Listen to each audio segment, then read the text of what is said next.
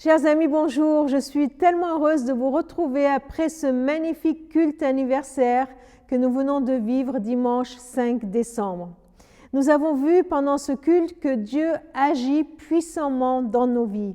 Et je vous propose 2 jours pour méditer ensemble sur l'action puissante de Dieu dans nos vies.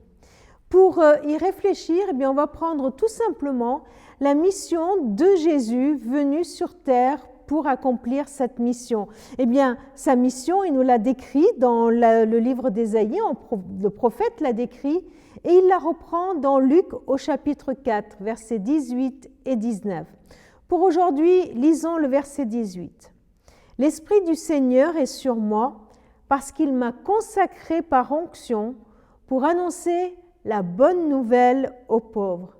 Il m'a envoyé pour guérir ceux qui ont le cœur brisé. » Christ agit puissamment dans nos vies parce qu'il vient annoncer une bonne nouvelle aux pauvres.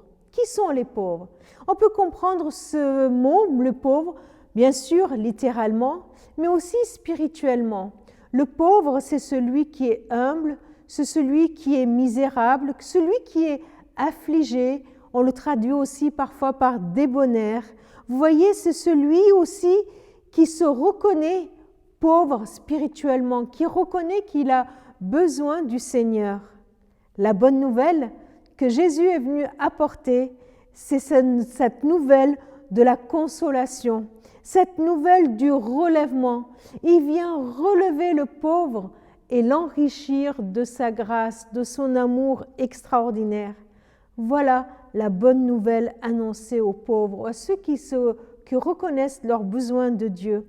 Et c'est ce que Dieu veut faire dans ta vie aujourd'hui aussi.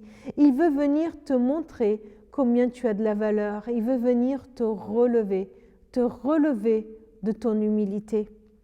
Alors, deuxième nouvelle qu'il y a dans ce verset que nous voulons de lire, Jésus est venu pour guérir ceux qui ont le cœur brisé. Je ne sais pas ce qui a pu ou ce qui pourrait briser ton cœur.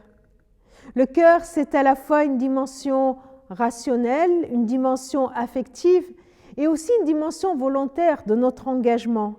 Il y a des choses qui peuvent venir ébranler, secouer aussi bien nos pensées que nos sentiments et même toucher à notre volonté. Il y a tellement de choses qui peuvent venir créer des blessures dans nos vies, qui peuvent venir briser notre cœur. Et évidemment, cela ne s'applique pas uniquement dans le cadre amoureux, mais aussi dans nos pensées. Nous pensions que Dieu agirait d'une telle façon et il ne le fait pas. Nous avions confiance et nous sommes déçus. Nous voulions faire quelque chose et on n'y arrive pas. Jésus veut agir puissamment dans notre vie en venant relever, en venant guérir nos cœurs brisés, nos cœurs blessés. Le psaume 34 nous dit que Dieu est proche, l'Éternel est proche de ceux qui ont le cœur brisé. Il sauve ceux qui ont l'esprit abattu. Il guérit ceux qui ont le cœur brisé. Il pense leurs blessures. Regardez, je vous ai choisi quelques extraits de versets où il nous est parlé du travail, de l'œuvre de Dieu dans le cœur de l'homme. Et s'il y a une de ces paroles qui te touche, par la foi, saisis-la et crois que Dieu peut agir puissamment dans ta vie aujourd'hui et le réaliser. Dieu vient sonder le cœur. Il sait ce que tu as dans le cœur, il te connaît. Dieu vient parler au cœur. Il connaît le langage de ton cœur, il sait comment venir te faire comprendre ses desseins. Il vient nous interpeller à tous les niveaux de notre personnalité. Il accomplit une œuvre de renouveau dans le cœur. Il renouvelle notre élan, il renouvelle notre passion, il renouvelle notre enthousiasme. Tu en as besoin aujourd'hui? Le Christ vient accomplir son œuvre dans nos cœurs. Comment?